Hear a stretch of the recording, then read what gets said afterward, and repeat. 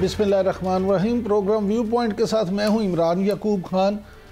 तरक्की पाकिस्तान का मुकद्दर बन चुकी है और अगर इंडिया से ज़्यादा पाकिस्तान ने तरक्की ना की या पाकिस्तान को इंडिया से ज़्यादा तरक्की ना दिलवा सका तो मैं अपना नाम शहबाज शरीफ से बदल दूंगा। ये कहना वज़ीर आज़म मियाँ शहबाज शरीफ का था आज डेरा गाजी खान में एक जलसे से खिताब करते हुए।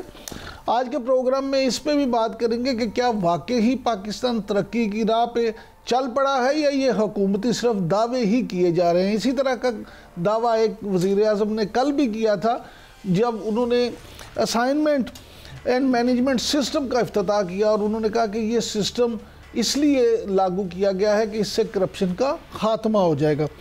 इस पे भी बात करेंगे और फिर ग्रैंड अपोजिशन अलायंस क्या वाकई ही एक कामयाब अलायंस साबित होगा, क्या जमीयत उलमा इस्लाम इसमें शामिल हो जाएगी और आज GDA के रहनुमाओं से जो मुलाकात की है उसके नताइज क्या होंगे। प्रोग्राम के पहले हिस्से में सियासी हवाले से गुफ्तगू करेंगे, दूसरे हिस्से में बात करेंगे कल पाकिस्तान और इंडिया के टाकरे की कि इस क्रिकेट की जंग में कल कौन जीतेगा और किसके चांसेस ज़्यादा हैं और कौन सी टीम क्या परफॉर्म करेगी। और प्रोग्राम के आखिरी हिस्से में फिर बात करेंगे आलमी सूरत हाल पे और ख़ास तौर पे मशरिक़ वस्ता की सूरत हाल पे कि गज़ा की जंग बंदी के बाद वहाँ पे जो मामलात हैं, जिस तरह से कैदियों का तबादला किया जा रहा है और जो सऊदी अरब ने नया प्लान दिया है, क्या ट्रंप इसको तस्लीम करेंगे। तो सबसे पहले इसमें बात करते हैं। उस वक्त सियासत पे बात करने के लिए हमारे साथ मौजूद है सीनियर तज्ज़ियाकार जनाब Mohsin Baig sahab. Thank you very much Baig sahab, आपने वक्त दिया। सर यहीं से शुरू कर देते हैं कि वज़ीर आज़म शहबाज शरीफ ने जो ये दावा किया है कि अगर तरक्की की दौड़ में भारत को पीछे ना छोड़ा तो मेरा नाम शहबाज शरीफ नहीं, क्या ये दावा ही रहेगा या वाकई ही कौमी जो मुशियत है वो इस कदर इस हुकूमत में बेहतर हो जाएगी कि हम इंडिया से आगे बढ़ जाएंगे? बहुत शुक्रिया जी। बेसिकली प्राइम मिनिस्टर साहब ने जो ये बात की है ये उनका पैशन या उनका आज़म बिल्कुल है और लग भी रहा है कि वो कोशिश कर रहे हैं कि किसी तरीके से हम जो मुश्किलात हैं हमारी मईशत पे, इकोनॉमी पे और हमारे जो बिजनेस और फाइनेंशियल इश्यूज हैं उनको ओवरटेक किया जा सके।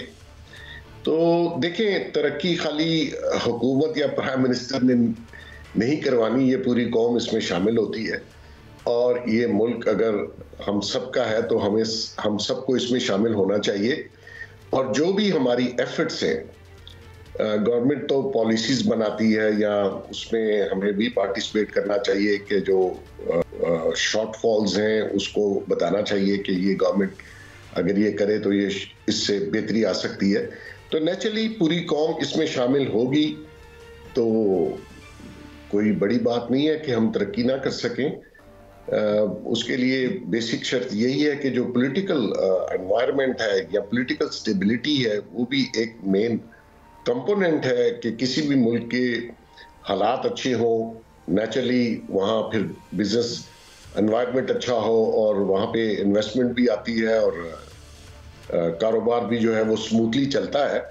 तो ये मैं समझता हूँ याकूब साहब कि सबकी जिम्मेदारी है एज ए पाकिस्तानी कि हम कोशिश करें कि ये हमारा जो मुल्क है और हमारा जिनसे कंपटीशन है और हमारे जो दुश्मन है हम उनको ये बात सच करके दिखाएं। और तरक्की जो है उसके समरात खाली गवर्नमेंट को नहीं मिलेंगे, वो सब पाकिस्तानियों को भी मिलेंगे। बेग साहब, वज़ीर आज़म ने कल भी एक दावा किया था, उन्होंने कहा कि करप्शन का पैसा वापस लाने वाला सिस्टम मुतारिफ करवा दिया है। मामला ये है कि ये case assignment and management system जो है क्या वाकई ही एक ऐसा सिस्टम है कि जिससे करप्शन का पैसा वापस आ जाएगा?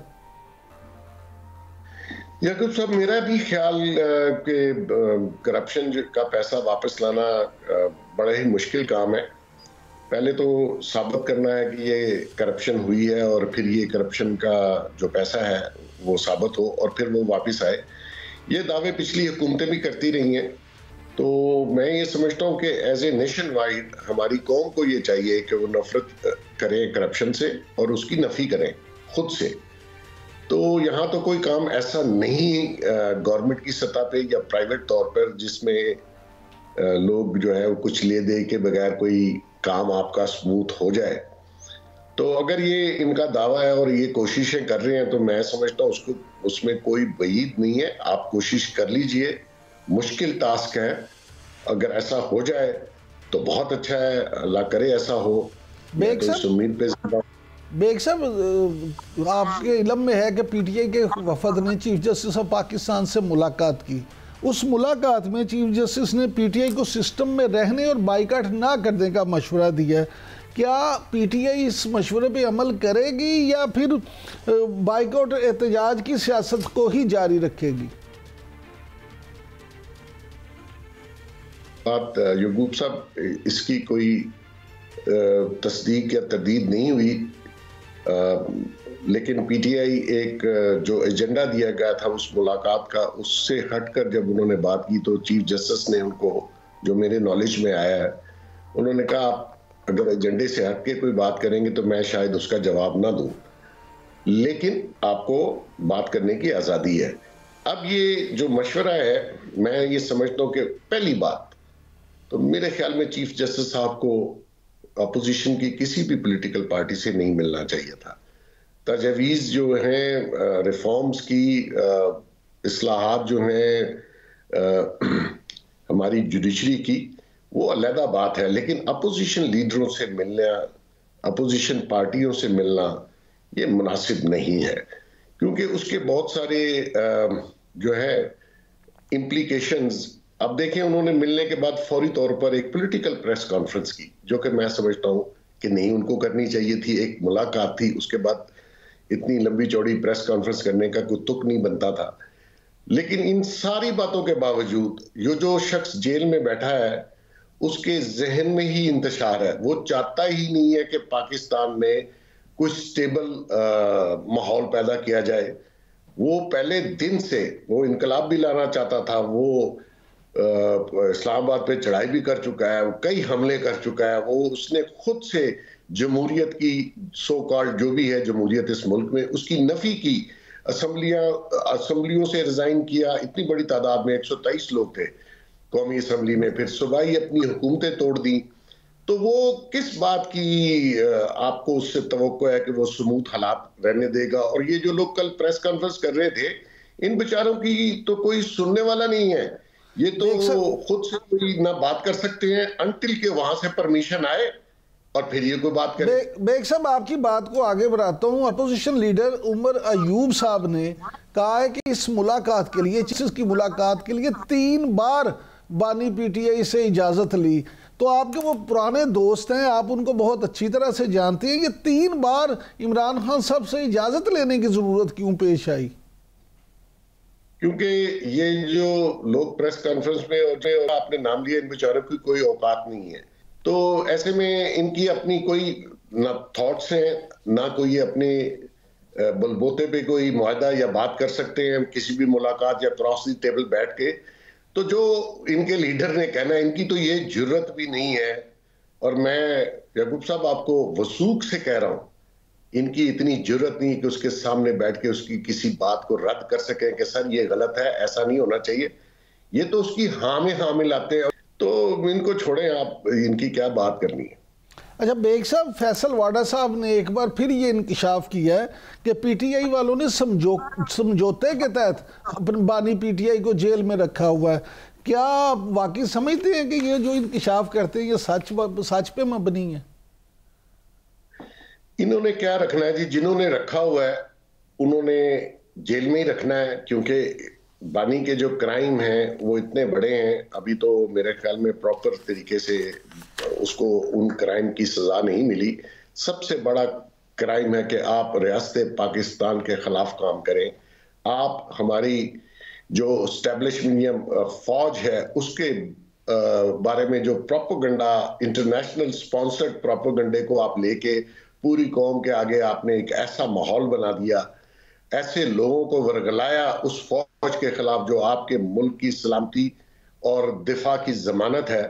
तो ये क्राइम इतने बड़े हैं कि अभी मैं समझता हूं कि जो भी ये जेल में है और जो इसको सजाएं मिली हैं, मजीद होना चाहिए। बेग साहब, आप इमरान खान का और पीटीआई का सियासी मुस्तकबिल क्या देखते हैं? क्योंकि लोग तो अभी भी उनके साथ खड़े हैं। आप मुझसे सिर्फ बानी का पूछे, पीटीआई तो कोई पॉलिटिकल जमात नहीं उस शख्स ने बनने दी।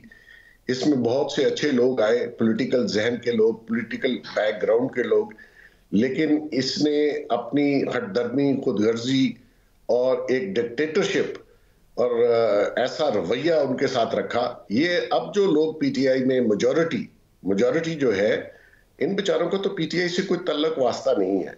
अलबत्ता आपके सवाल की तरफ आता हूं, तो वो सवाल का जवाब सिर्फ इतना है कि पॉलिटिकल पार्टीज का फ्यूचर कभी डाउन होता है, कभी अप होता है।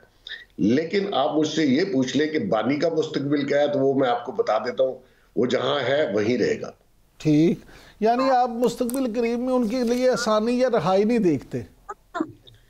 देखिए, अभी 9 मई का केस उन पे चलना है, अभी तोशाखाना 2 के फैसला आना है। कुछ मेहरबान जजेस थे जिन्होंने उनको आउट ऑफ वे जाके फेवर्स की और उनकी बेलें और उनके केसेस के अंदर जो खलल डाला। अब ये देखिए, जो डबल निकाह का केस है, किसी माशरे में ऐसा हो सकता है? फिर उसका जो टेरियन वाइट का केस था वो फिर उड़ा दिया। भाई, उसने हल्फनामा गलत भरा है। यहां आप छोटा सा हल्फनामा इलेक्शन में गलत भर दें, अगले दिन आप डी सीट हो जाते हैं, तो वो भी दगर यानी कि उड़ा दिया गया। तो मकसद ये है कि अगर किसी भी महज़्ज़ब माशरे में आप अपनी बेटी को ऑन नहीं करना चाहते और आपके जो वीडियोस और ऑडियोज और रिकॉर्डिंग जिस तरह की फोश गुफ्तगू है और जो आप उसमें गुफ्तगू कर रहे हैं, वो एक लीडर कर सकता है। तो ये सारी चीजें जो हैं वो उन मेहरबान जजेस ने उड़ा के रख दी। तो इसके तो क्राइम की लिस्ट बहुत लंबी है। अभी तो मैं समझता हूं कि वो जैसे कहते हैं पार्टी शुरू होनी है।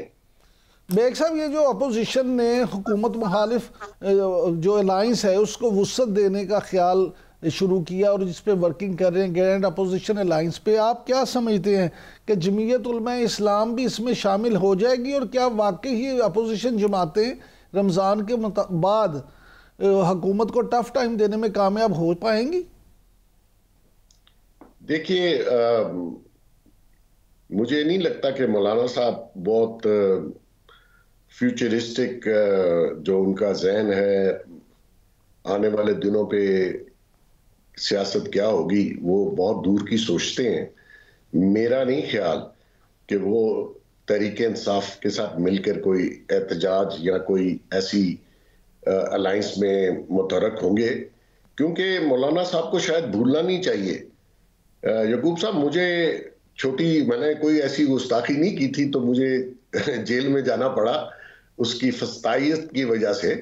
तो मौलाना के बारे में तो लाख बंदा, 20,000 बंदा, 50,000 बंदे में जो मौलाना साहब के खिलाफ वो गुफ्तगू करते थे, वो शायद मौलाना साहब को याद ना हो। रह गया बाकी जो पॉलिटिकल पार्टीज हैं अपोजिशन की, तो वो कौन है? आप भी यकूब साहब यहाँ हैं, मैं भी 40 साल से इस सहाफत की फील्ड में हूं।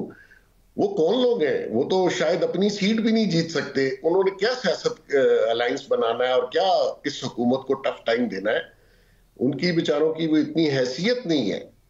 तो मैं समझता हूँ कि गवर्नमेंट के लिए कोई ऐसी थ्रेट नहीं है रमजान के बाद। ये करके देख लें, इन्होंने इतनी बार चढ़ाई की है, इतने जलसे जुलूस कर लिए हैं, क्या फर्क पड़ता है?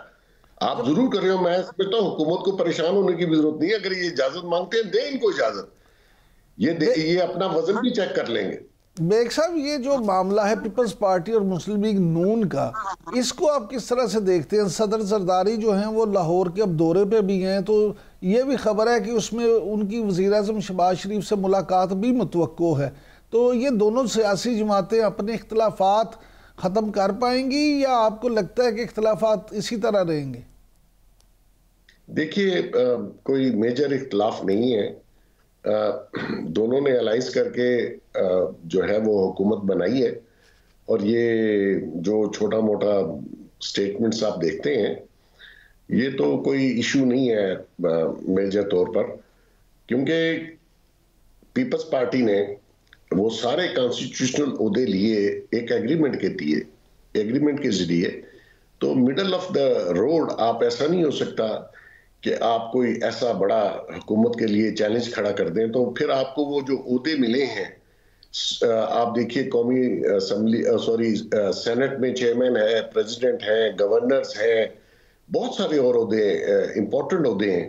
तो ऐसे में मतलब छोटा मोटा इख्तलाफ होना तो मैं समझता हूँ कोई बड़ी बात नहीं, होना भी चाहिए अगर किसी बात पे है, लेकिन कोई मेजर डेंट या मेजर ऐसी कोई बात नहीं है जिससे ये दोनों इख्तलाफ की बेस पे अलहदा हो जाए। मैं समझता हूँ ऐसा नहीं होगा। बहुत शुक्रिया मोहसिन बेग साहब। नाज़रीन, आपने की गुफ्तगू सुनी। उनका मानना है कि पीपल्स पार्टी और मुस्लिम लीग नून में कोई इस तरह के इख्तलाफात नहीं है। अब वक्त तो एक ब्रेक का, ब्रेक से जब वापस आएंगे तो पाकिस्तान और इंडिया के मैच के हवाले से बात करेंगे। स्टे विद अस।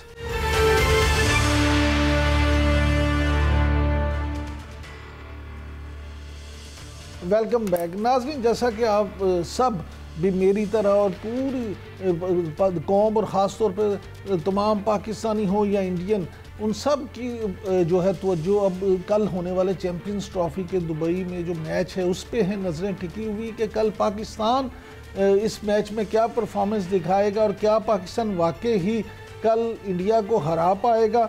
जबकि इंडिया के जो एनालिस्ट हैं उनका ये कहना है कि इंडियन टीम बड़ी मजबूत है और पाकिस्तान को उसके लिए हराना बड़ा खासा मुश्किल काम है।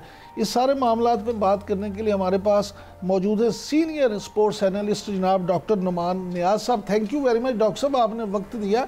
सर, यहीं से शुरू कर लेते हैं कि कल का जो पाक भारत क्रिकेट मैच है इसके बारे में ऑब्वियसली कोई पेशन गोई तो नहीं की जा सकती, लेकिन आप क्या समझते हैं कि आपको इम्कानात किसके ज़्यादा नज़र आते हैं? कौन सी टीम जो है वो जीत जाएगी कल? देखें इमरान, ये तो बड़ा सब्जेक्टिव सा क्वेश्चन है, लेकिन पाकिस्तान इंडिया जब भी आईसीसी टूर्नामेंट खेलते थे, मासवाई हमने एक जो 2021 का T20 है वो हमने कॉम्प्रिहेंसिवली जीता था। Otherwise some of other ICC tournaments में तो हमारी बड़ी बड़ी टीमें भी ढेर हो जाती थी। दूसरा एक परसेप्शन ये था हमारा, पहले ये होता था कि इंडिविजुअल ब्रिलियंस हमारे पास होते थे, कुछ ऐसे खिलाड़ी होते थे जो अपने जोरे बाजू पे सिंगल हैंडेड जो है वो मैच को इम्पेक्ट करते थे या कोई गेम चेंज करते थे।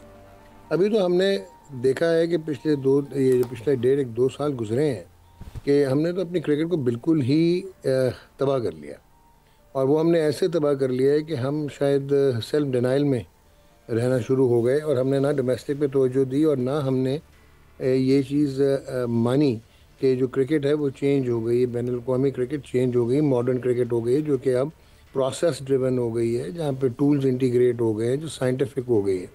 तो हमने तो वो किया नहीं, रेजिस्टेंस टू चेंज रहा। हम वही करते रहे कि 2 इधर से पकड़ लेंगे, 1 इधर से पकड़ लेंगे, वो ये कर लेगा, फलाना ये कर लेगा। तो at the end of the day इस वक्त इंटरनेशनल क्रिकेट पोलराइज हो चुकी है। इंडिया, इंग्लैंड, ऑस्ट्रेलिया और न्यूजीलैंड और कुछ एक्सटेंड तक साउथ अफ्रीका, ये लोग बड़ी मैच्योर प्रोसेस ड्रिवन क्रिकेट खेलते हैं, साइंटिफिक क्रिकेट खेलते हैं, हर बंदे का हर रोल डिफाइंड है और पूरी मैपिंग करके आते हैं। हमारे पास तो आपके 11 पूरे नहीं हो पा रहे यार। हमने तो कोई सोने पे सुहागा ये किया, एकदम अजीबो गरीब टीम सेलेक्ट की जिसमें एक स्पेशलिस्ट ओपनर लिया, और वो ओपनर लिया जिसको हम डिस्कार्ड कर चुके हुए थे डिस्पाइट द फैक्ट कि 2023 में उसकी 400 थे, लेकिन हमने क्योंकि क्रिकेटिंग ब्यूरोक्रेसी से उसका मुतक्का लग गया कोई ट्वीट की वजह से, हमने उसको लिया नहीं। फिर जब साइम अयूब इंजर्ड हुए तो हमें वापस लौट के उसके पास जाना पड़ा, अब वो फिर इंजर्ड हो गया।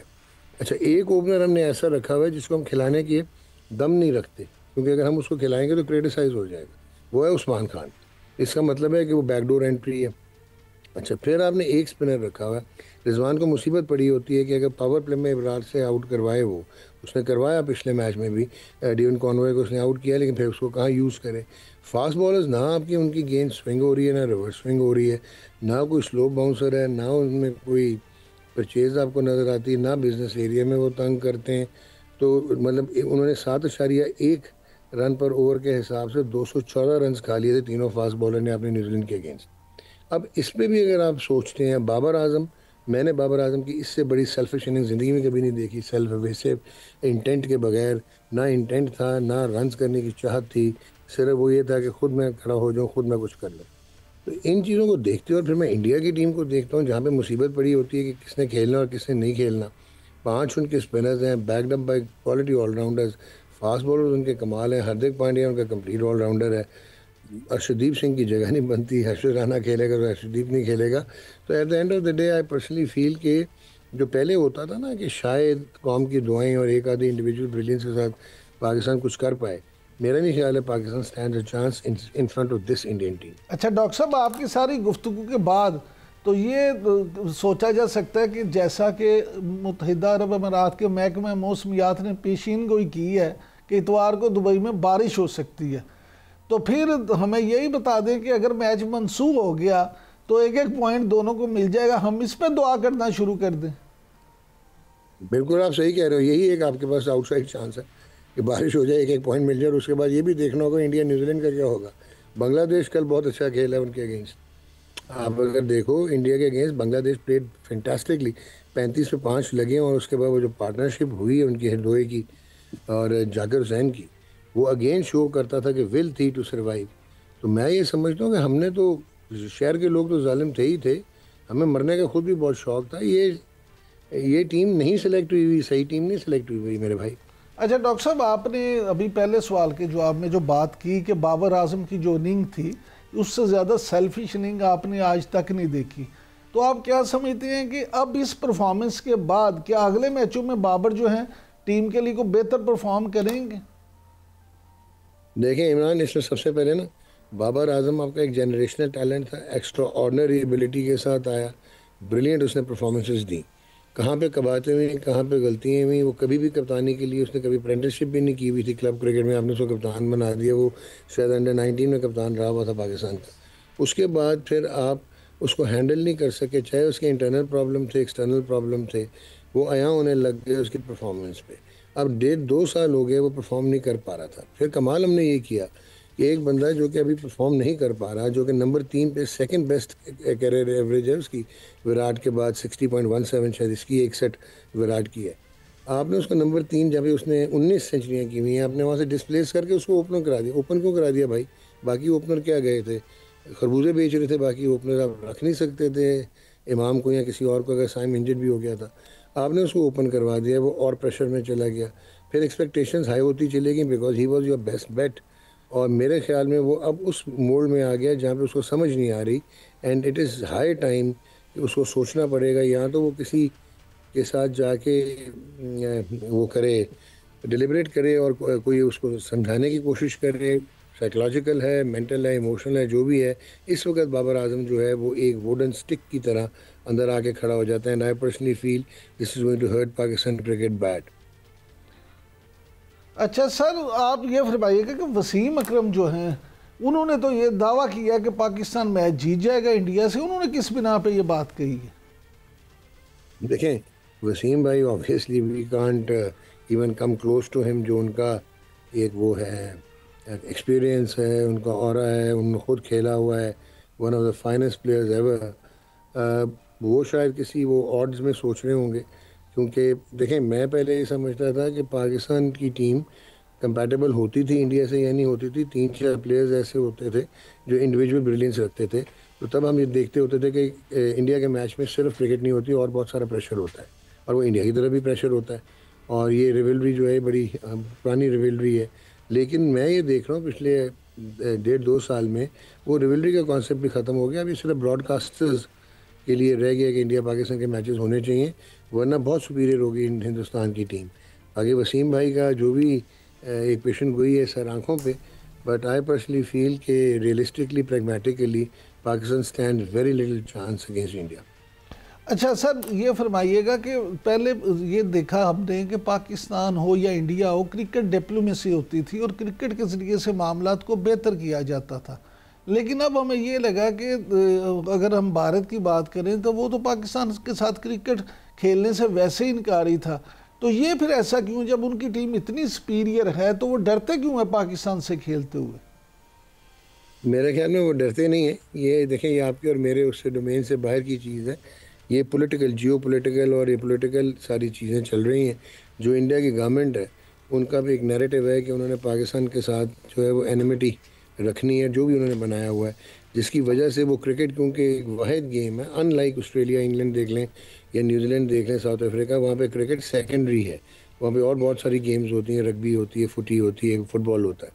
हमारे यहाँ क्योंकि इंडिया क्रिकेट जो है एक प्रीमियर स्पोर्ट है विच बाइंड्स द नेशंस टुगेदर। हम इकट्ठे ही एक बैनर पे क्रिकेट पे होते हैं, तो वो उसको एक्सप्लॉइट करते हैं और वो नहीं चाहते कि आप खेलें। अभी तो रिसेंटली कोई और कंट्रोवर्सी भी हुई है कि उन्होंने चैंपियंस ट्रॉफी के लोगों के नीचे पाकिस्तान का शायद बांग्लादेश के अगेंस्ट जो मैच खेला है तो वो नहीं लिखा हुआ था, और जब कह रहे हैं कि जी अब वो मसला हो गया, मतलब इनएडवर्टेंट था और अभी ठीक हो जाएगा, तो ये दिस क्लियरली शोज़ कि वो एक तो क्रिकेट को होल्ड करता है वो इंडिया करता है, और इंटरनेशनल क्रिकेट आईसीसी को भी अगर आप देख लें इम्पैक्ट सारा इंडिया का है।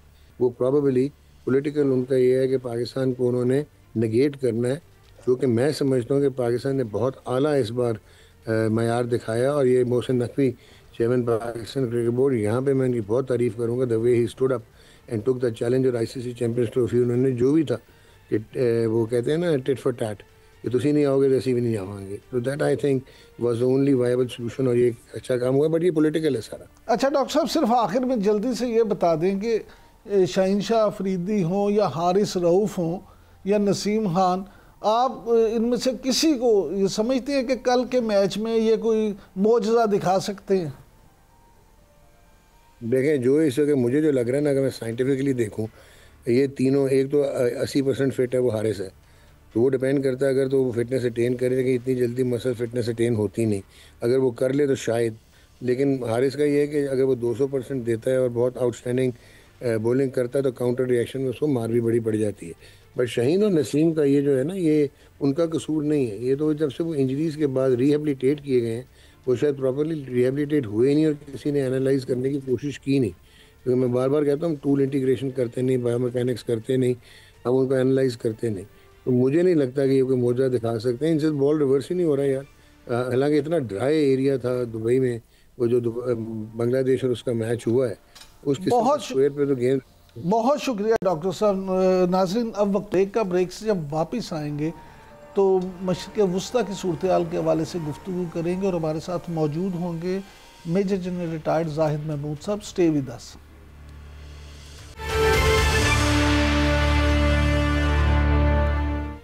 Welcome back.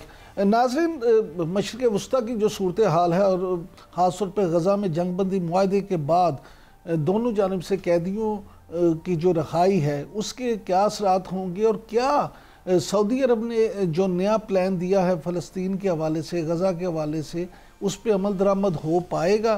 प्रेसिडेंट ट्रंप इस पे अपना क्या रिएक्शन देंगे? कहीं ये सारे मामलात दुनिया को तीसरी आलमी जंग की तरफ तो नहीं धकेल पा रही? सारे मौजू पे बात करने के लिए आज हमारे साथ मौजूद हैं major general retired Zahid Mahmood sahab. Thank you very much general sahab, आपने वक्त दिया।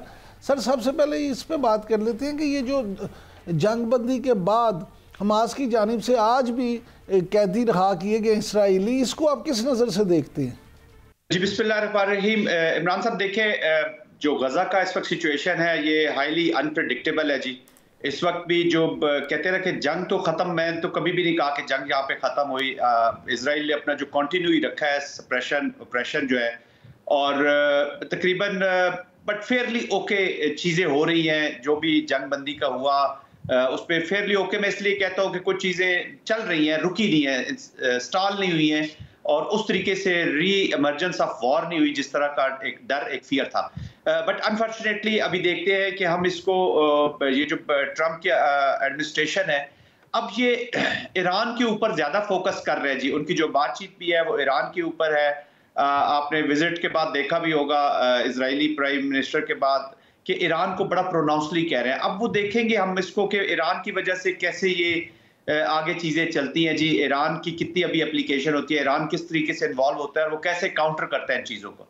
बट इतनी इवॉल्विंग सिचुएशन है मिडल ईस्ट में खास तौर पर, पूरी दुनिया में खास तौर पर जी, कि इस वक्त कुछ, to be very honest, whole world is confused, एक कंफ्यूजन का शिकार हुआ है। आज चेयरमैन जॉइंट को सैक कर दिया, जनरल ब्राउन को, ट्रंप ने, उन्होंने कैंपेन में तो कहा था। तो मिडिल ईस्ट की पॉलिसी जो है, फिर प्रेशर्स हैं उनके कमांडर सेंटकॉम के ऊपर भी बातचीत हो रही है, अभी तक कंफर्म नहीं है बट कि शायद उनको भी वो चेंज कर दे। बट एनीवेज ये इम्पैक्ट करता है जी इस रीजन को।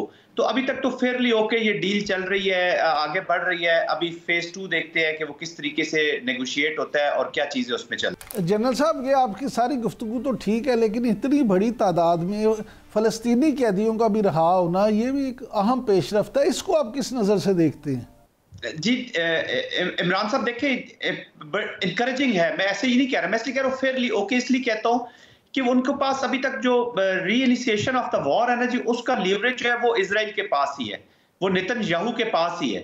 तो वो उसको कब इस्तेमाल करेंगे, कैसे इस्तेमाल करेंगे, क्योंकि देखें ना उनके जो ऑब्जेक्टिव से तीनों, जो हम उसके बीच में से जो हमास का खात्मा है वो अभी तक मुकम्मल तौर पे तो हुआ नहीं है। अब कासस बिलाए या reason for the war Hamas को रख के वो दोबारा रीइनिशिएट कब करते हैं, this has to be seen कि वो अब किस तरीके से इसको डील करेंगे जी। वो तो किसी वक्त भी बहाना बना के किसी मौके के ऊपर, अभी देखें ना लेबनान के बीच में, सीरिया के बीच में या पैलेस्टाइन के बीच में तो है ही है, अब वो किसी जगह पे भी, और ईरान का भी नाम लिया जा रहा है, तो वो किसी जगह को टारगेट कर सकते हैं। वो that will set the pace कि आगे फ्यूचर का एनवायरनमेंट कैसे जा रही है जी। बट फेयरली ओके, मैं बार बार रिपीट इसलिए कर रहा हूं कि ये देखिए कुछ चीजें अच्छी हो भी रही हैं, अल्लाह करे कि इससे कुछ खैर की खबर निकल आए जी। लेकिन जनरल साहब, जिस तरह आपने जिक्र किया अपने पहले सवाल के जवाब में भी कि पूरी दुनिया कंफ्यूज्ड है, तो क्या आप ये नहीं समझते कि ट्रंप खुद एक ऐसी शख्सियत के मालिक हैं कि वो खुद कंफ्यूज्ड हैं, उनके बारे वो अनप्रडिक्टेबल हैं, उनके बारे में कोई भी तज्जियाकार हतमी तौर पे कोई राय कायम नहीं कर सकता, तो इसलिए भी दुनिया में कन्फ्यूजन कम होने की बजाय बढ़ती जा रही है? देखिए इमरान साहब, एक तो रियलिटी है, रियलिटी ये है कि जब कोई और कहीं पे कैओस या कंफ्यूजन किसी और माइंड में और किसी और मुल्क में हो तो वो इतना इम्पैक्ट इंटरनेशनली इतना इम्पैक्ट नहीं करती। लेकिन जब अमेरिका कंफ्यूज और कैओटिक होता है या उसकी लीडरशिप कंफ्यूज होती है तो whole world is confuse. Trump जो है इस वक्त अनप्रेडिक्टेबिलिटी की पीक पे पहुंचे हुए हैं जी। मेक अमेरिका ग्रेट का जो उन्होंने नारा लगाया है वो कुछ भी देखे ना, पूरे यूरोप को उन्होंने हिला के रख दिया है और इम्पैक्ट कर रहे हैं वहां की पॉलिटिक्स को भी। पॉलिटिक्स से लेकर इवन एलन मस्क को आपने पिछले दिनों देखा होगा कि वो पॉलिटिकल पार्टीज की लीडरशिप और पार्टीज के ऊपर भी कमेंट करते रहे ऑफ द डिफरेंट कंट्रीज। तो इंट्रूड कर रहे हैं लोगों की सॉवरेनिटी में, इंट्रूड कर रहे हैं पॉलिटिकल एफर्ट्स में। यूरोप को पूरा उन्होंने हिला के रख दिया है। ज़ेलेंस्की जो कल तक उनका हीरो था उसको अब वो ऑलमोस्ट यही कह रहे हैं कि जी सारी वॉर इन्हीं की वजह से शुरू हुई है। और वो सारा कल तक उनकी पॉलिसी थी रशिया को आइसोलेट करना दुनिया से, अब रशिया के साथ ही बातचीत कर रहे हैं और रशिया को ही सबसे ज्यादा वैल्यू दे रहे हैं। तो फिर वो देखिए आपकी बात इस हद तक ठीक है कि वो कंफ्यूज हैं, लेकिन मैं ये समझता हूँ कि प्लान के तरीके से जरूर चल रहे हैं। अब पता दुनिया को ये नहीं चल रहा कि इनकी एंड स्टेट क्या है। वो अपने जो उन्होंने प्लान किया हुआ है which is not been revealed to the world, वो दुनिया को इस वक्त पता नहीं है, उसके मुताबिक वो करते जा रहे हैं। जैसे अभी मैं आज बात करता हूँ चेयरमैन जॉइंट की जो सैकिंग है, ये हैशटैग वगैरह ने तो इलेक्शन कैंपेन भी इसकी तरफ इशारा कर दिया था कि इनकी चूंकि इन्वॉल्वमेंट रही है, ये पॉलिटिकल पार्टीज के साथ, पॉलिटिकल लोगों के साथ इनकी इन्वॉल्वमेंट रही है और वो हमारा जो सुपीरियर नॉर्म्स है मिलिट्री लीडरशिप के वो ये पूरे नहीं कर रहे। तो उन्होंने ऑलरेडी इंडिकेट किया हुआ था कि हम इनको सैक करेंगे। और ये first time in the history हुआ है अमेरिका की कि एक चेयरमैन जॉइंट जिसको भी 100 लिए हुए थे तो इन्होंने सैक कर दिया। जो तो इस तरह के साथ अटैच हैं। जनरल साहब, जो सऊदी अरब ने एक गजा के हवाले से नया प्लान दिया उसको आप किस नजर से देखते हैं? जी देखिए, बड़े टाइमली उन्होंने इस चीज को किया है। टू स्टेट सोल्यूशन ही जो है ना, मैं हमेशा यही कहता हूँ कि सऊदी अरेबिया को भी अभी चाहिए, एक तो रोल वो अपना प्ले कर रहा है। सऊदी अरेबिया और कतर अचानक इस पूरे रीजन में आप देख रहे हैं कि बड़े इंपॉर्टेंट हो गया जी। एक वो सऊदी अरेबिया के लिए अपना लिए भी उनकी लीडरशिप, अरब वर्ल्ड की जो लीडरशिप है जी उसको प्रूव करने के लिए कि जी मैं अरब वर्ल्ड का लीडर हूँ, उनके किसी न किसी प्लान पे अमल होना बहुत जरूरी है। टू स्टेट सोल्यूशन में हमेशा यही कहता हूँ कि सऊदी अरब को भी यही चाहिए या बाकी भी इस्लामिक कंट्रीज पहले वो एंड स्टेट डिक्लेयर करें जी कि वो क्या एंड स्टेट है पैलेस्टाइनियन इशू की, जहां हम इसको ले जाना चाहेंगे। तो वो उसके नीचे नीचे जितनी भी चीजें या जितनी भी एक्टिविटीज है या मुआहदे हैं, अगर इसको उस तरफ लेकर जाते हैं, ये चीज हम अचीव करते हैं तो फिर तो ठीक है जी, उनके साथ कारबंद रहा जा सकता है जी। लेकिन इस तरह की चीजें जैसे गाजा को खाली करवा देंगे, इसको ये नॉन स्टार्टर्स थे जी। तो I think it's a very important conference. बहुत देर हुई है इसको करने में, इसको पहले हो जाना चाहिए था आई थिंक, बिकॉज ये पूरे रीजन को डिस्टेबलाइज करेगी जी। और अगर इब्राहिम अकॉर्ड में देखें ना, अभी सऊदी अरेबिया पे प्रेशर बड़ा आएगा कि वो उसमें शामिल हो जाए, इसको एक्सपेंड करने की भी कोशिश बहुत करेंगे। और ऑफ कोर्स इजरायली जब अगर तो इंसाफ के साथ ये चीजें चलेगी तो फिर तो डूएबल है जी। फिर अरब वर्ल्ड की भी रिस्पेक्ट होगी, सऊदी अरेबिया की भी रिस्पेक्ट होगी पूरी मुस्लिम उम्मा में कि उसने इंसाफ और जस्टिस के लिए किया है। मिडिल ईस्ट की अवाम के लिए उन्होंने लोगों के लिए काम करना है, पीस के लिए काम करना है, इस्लामोफोबिया से बचाना है इस रीजन को। तो उनको बहुत पॉजिटिव रोल अदा करना पड़ेगा। It's a very good start और अल्लाह करे कि ये अच्छे तरीके से एंड की तरफ। अच्छा सर, आखिर में ज़रा इस पे थोड़ी सी रोशनी डाल दें कि आपने पहले अपनी गुफ्तगू में भी ईरान का जिक्र किया था अब आप क्या समझते हैं कि ईरान से ताल्लुकात बेहतर किए बगैर सऊदी अरब मशरिक़ वस्ता में कोई अहम किरदार अदा कर सकता है? और क्या मौजूदा सूरत हाल में ईरान के हवाले से इसराइल और अमेरिका जो पॉलिसी अपनाए हुए हैं उसमें आपको मजीद खतरात नजर नहीं आते? बड़ा जबरदस्त क्वेश्चन किया आपने इमरान साहब। This is the issue. जब तक ईरान और सऊदी अरेबिया एक पेज पे नहीं होंगे, या एक पेज का मेरा मतलब यह है कि तस्वीर के हल की तरफ नहीं हो जाएंगे, अपनी आप जो चीजें हैं वो अपने मुल्कों के अंदर रखें। लेकिन सफरर कौन है? फलस्तीन की आवाम है। सफरर कौन है? लेबनान के लोग हैं। सफरर वो है जहां पे वॉर ज्यादा छिड़ी हुई है जी। फिर आप देखेंगे कि अगर ईरान की तरफ ये जाते हैं तो सऊदी अरेबिया को ये ज़हन में रख लेना चाहिए कि ये नहीं हो सकता कि ईरान को आफ्टर टेकिंग आउट ईरान, या ईरान को रिड्यूस करके या उसको नुकसान पहुंचाने के बाद सऊदी अरेबिया के लिए कोई खैर की खबर होगी। ये जो वॉर की इंस्टेबिलिटी होती है ना इमरान साहब, ये आग फिर एक जगह पे रुकती नहीं है। ये नेबरहुड को, वो कॉन्फ्लिक्ट वाले फोर्सेस को, या जिनके साथ आप फ्रिक्शन में होते हैं, उनको कहीं ना कहीं से लपेट में जरूर लेती है जी, इंटरनली और एक्सटर्नली। तो ये इंस्टेबिलिटी जो है सऊदी अरेबिया के लिए भी उतनी ही खतरनाक होगी। जितने भी आपके डिफरेंसेस हैं वो टेबल के ऊपर ही सॉल्व करने की जरूरत है, एंगेजमेंट के जरिए सॉल्व करने की जरूरत है, पीपल टू पीपल कांटेक्ट बढ़ाने की जरूरत है, बिजनेसेस आपस में करने की जरूरत है, इकोनॉमी को स्ट्रेंथन करने की जरूरत है। खुद ब खुद जो मेजर इशूज है वो सॉल्व हो जाएंगे। बहुत शुक्रिया मेजर जनरल जाहिद महमूद साहब। नाज़रीन, आपने मेजर जनरल जाहिद महमूद साहब की गुफ्तगू सुनी। उनका कहना है कि जब तक ईरान और सऊदी अरब आपसी इख्तलाफात बुला के मुस्लिम उम्मा के लिए और मजमूई तौर पे खित्ते की सूरत हाल के लिए नहीं सोचेंगे, मामलात अच्छे तरीके से हल नहीं हो सकते। आज के लिए इतना ही। अब आपसे मुलाकात होगी कल इंशाअल्लाह दोबारा। तब तक के लिए इजाज़त दीजिए। अल्लाह निगहबान।